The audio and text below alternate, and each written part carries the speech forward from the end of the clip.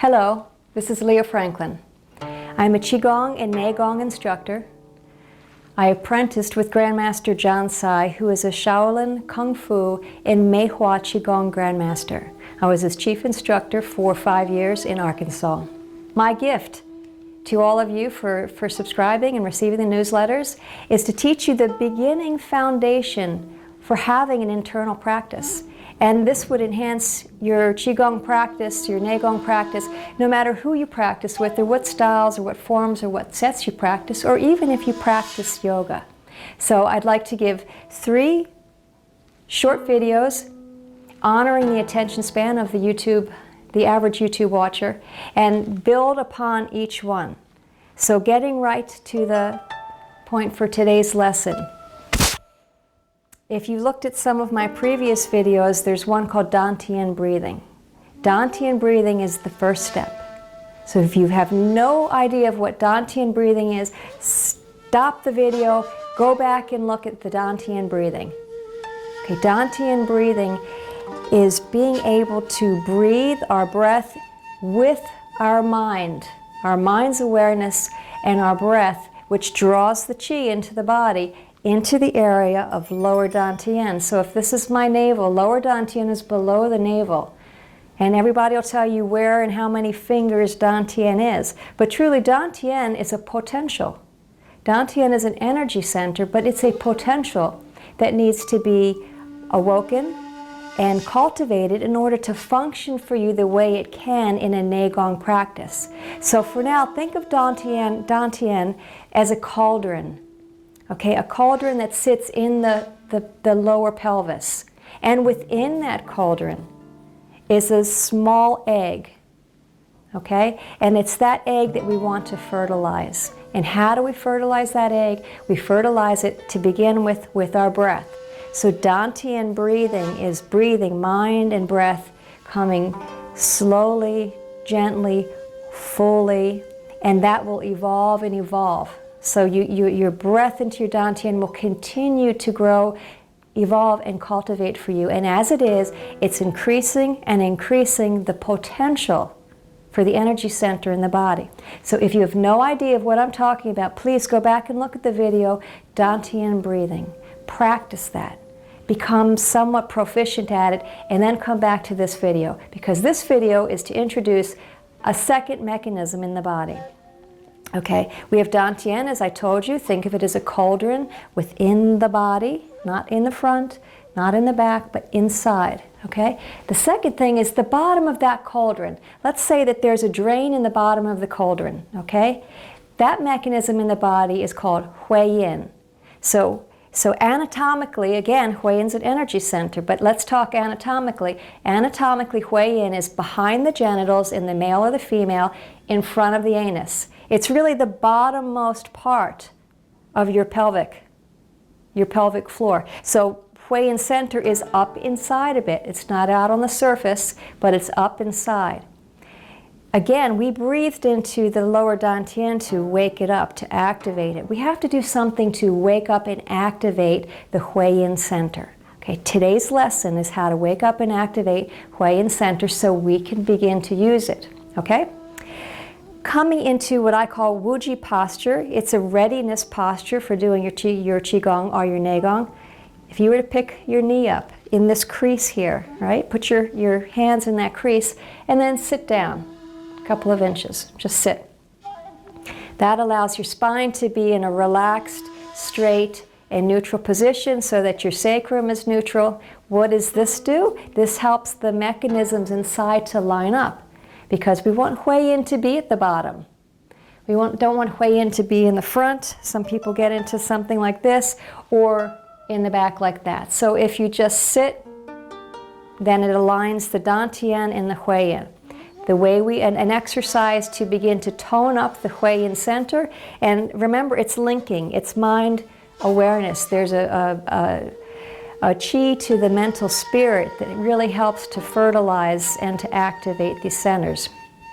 So, putting our palms facing the earth, elbows relaxed at the sides, no tension in the shoulders.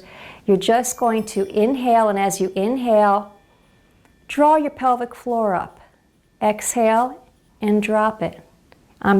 This is an internal practice, so you really watch my hands and listen to my cues. Inhale, draw the pelvis up, and exhale and drop it. So I know some of you are wondering, what does draw the pelvis up mean? Well, think of it this way. Remember I said that Hui Yin is a drain or an opening at the bottom of the cauldron. Let's just think of closing that and then opening it. Okay, so close it and open it. You might do that by contracting the pelvic floor, just like you were stopping yourself from going to the bathroom, and then open it. Okay, so to begin with, it's enough just to think close and open. Let's do it with the breath. Inhale, close it, exhale, open it. So you're going to want to practice sets of that. Inhale, close it, exhale, open it. Okay, so close it, open it. Once you get comfortable with that, closing it and opening it, I want you to think about an elevator. Think about lifting it, elevating up and down, up and down, and straight along that central column, moving through the body. If I were to put a line right here from the crown of the head to below where Hui Yin comes out all the way to the earth, that would make the central column. You want to lift along it and lift up here just to below the navel, but inside the body, lifting it up and letting it go. With the breath up and let it go. Practice sets of that. Now for some people, this area of the body is really is not in good shape. So it may be difficult for you to, one, find that coordination, and then to do even 10 of those, okay? That's a good sign you need to do this. Just the lifting and the dropping. Forget about the energy benefits for your Neigong practice. It's going to bring so much blood and circulation and awareness to your pelvic floor, which then is going to bring much more health to your whole reproductive and digestive system. So even if you're not into Neigong, this is a great exercise for your health. Okay, if this is comfortable for you, and you can do sets of 36, that's fantastic. So do 36 where you're lifting it and dropping it. Okay, we want the motion in the body to connect with the breath and the mind. Okay, I'm talking a lot through this, but when you're doing this, you want to be focusing inward, feeling, sensing, mind's awareness with that lift, mind's awareness with the drop. Eventually, you won't need to use all of this physical motion for your Neigong practice, but at the beginning, we need to get in touch with the parts, just as we got in touch with our lower Dantian by breathing and feeling that extension, and then feeling that contraction. It's the same thing, that the first movements in the practice are gross movements, and then they fine-tune into more internal, gentler movements until it's just mind. Breath and mind moving the chi. Once you've accomplished this with the breath, lifting and dropping, we're going to toss the breath out, take a deep breath in, and as you exhale, feel your Dantian moving backwards, just contracting. Now without holding the breath, we're just going to click up fast. 1, 2, 3. It's up, down, up, down, up, down, up, down, up, down. And you take a short little breath when you need to. No deep breath because it's going to throw your rhythm off. Just up, up, and down, up, and down. Okay, why do we do that? It's just a different way to practice. It brings another sensation, another focus into the Hui Yin area. 2 things I've given you.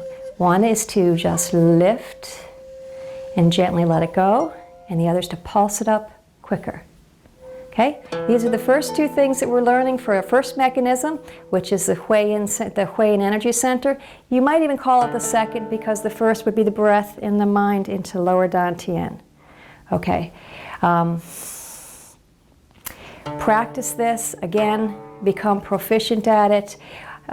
Here's something to be careful of. A lot of times when people are thinking about this lift, they turn it into a pelvic movement. It's not this, okay? It's not rocking the pelvic floor forward to contract it. You need to think up, inside.